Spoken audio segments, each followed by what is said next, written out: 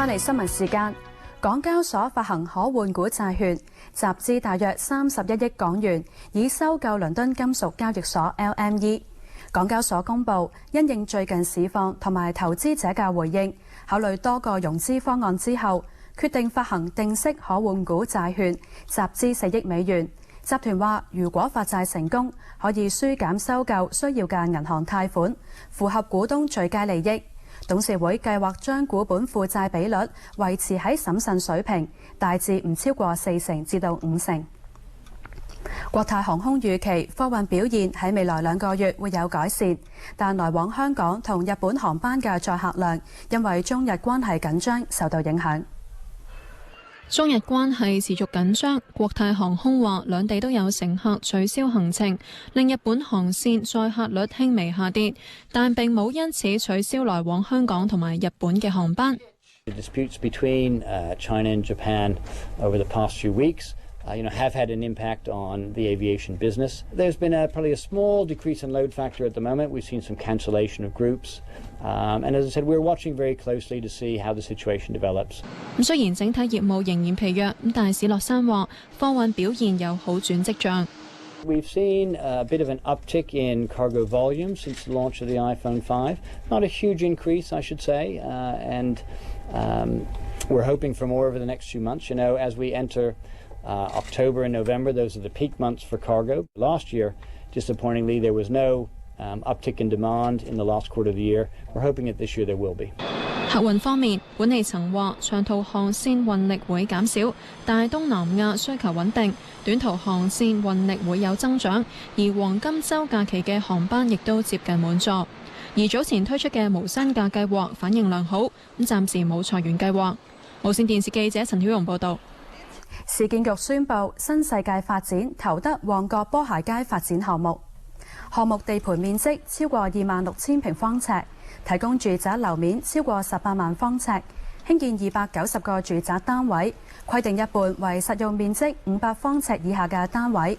另外，項目亦都提供超過5.3萬方尺商業樓面，部分嘅地鋪將會指定為運動用品店。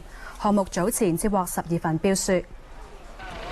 睇最新嘅金融行情，睇美股嘅最新表現，道瓊斯工業平均指數跌20點，報13,558點；標準普爾500指數跌3點，報1,456點。歐洲股市方面，倫敦富時100指數跌13點，巴黎 CAC 指數跌33點，德國 DAX 指數跌38點。轉睇其他消息，政府進一步放寬活化工廈政策，容許改建做過渡性住房。喺工業區嘅藝術工作者話，近年工業租金不斷升，擔心如果工廈再改造住屋嘅話，日後難以找到地方排練。廠商大舉北移，工業區風光不再。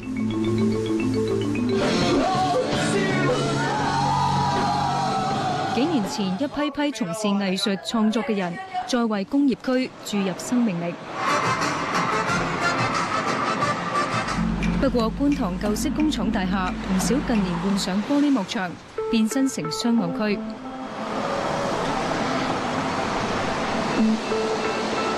眼見工業區新價再現，開荒嘅藝術工作者要面對嘅係租金不斷加。400尺嘅排練房月租由2,900蚊加到4,100蚊，再加就要搬。我亦都有問過個業主，你哋加租咁，但係即係好坦白啦，我哋想穩定嘅啫，安全全。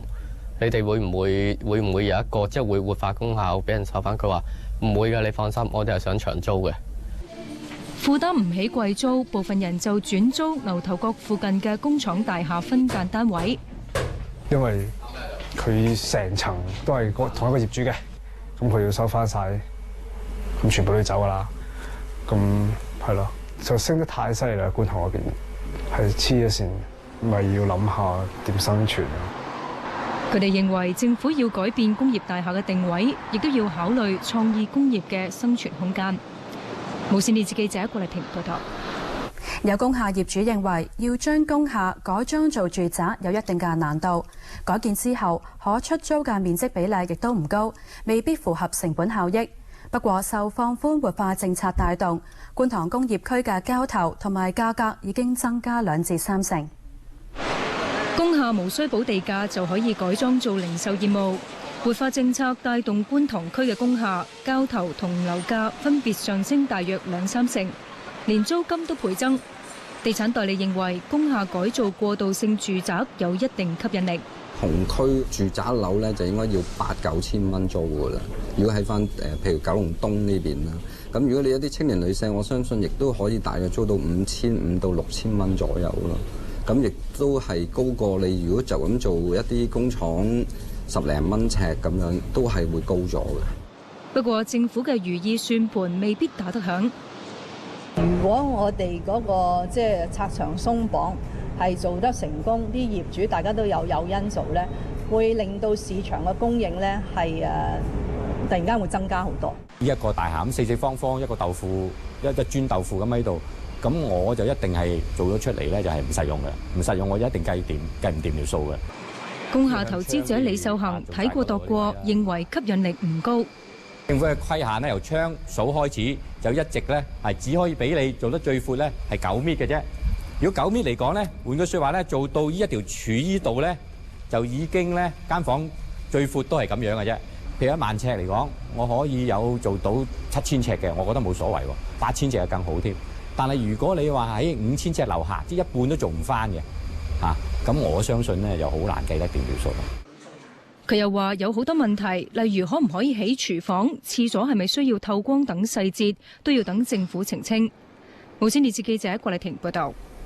3個懲教署人員將釋囚尿液樣本調包案，今個禮拜4判刑。懲教署指驗尿中心喺測試過程唔涉及人手，不過承認尿液收集同埋呈交樣本之間有空白期，署方將會突擊檢查同埋復檢。本港在囚同埋釋囚人士都要提供尿液去驗毒。現時全香港有5間驗尿中心，平均每個月檢驗3萬幾宗，其中一間喺赤柱監獄裏邊。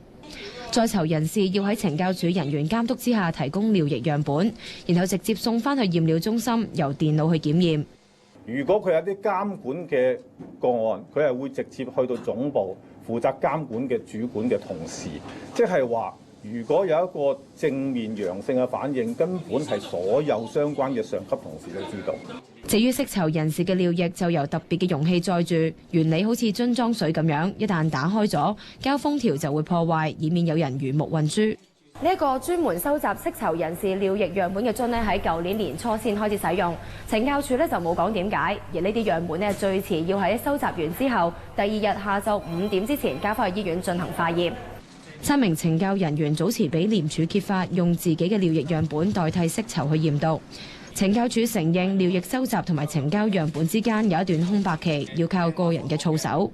如果係個同事或者一位處理呢個問題嘅人，佢自己係要知道佢自己個工作崗位同埋個專業邊啲係違法，邊啲係違紀，佢先會識得分清楚。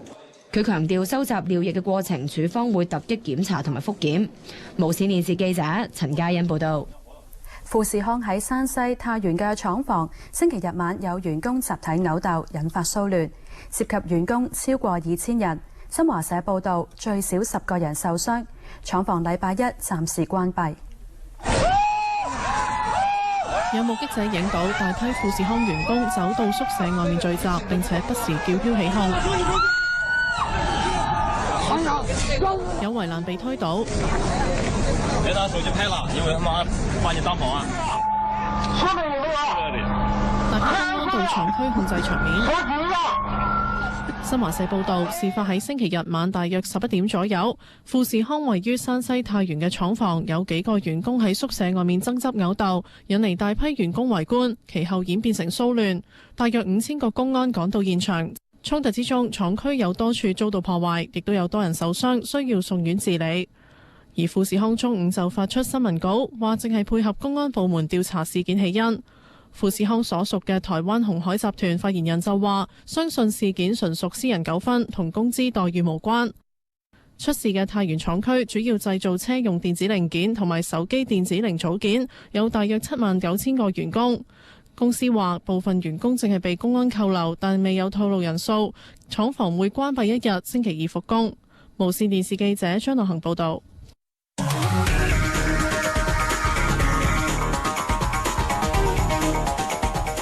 喺意大利舉行嘅花式足球世界賽，由日本選手奪得男子組冠軍。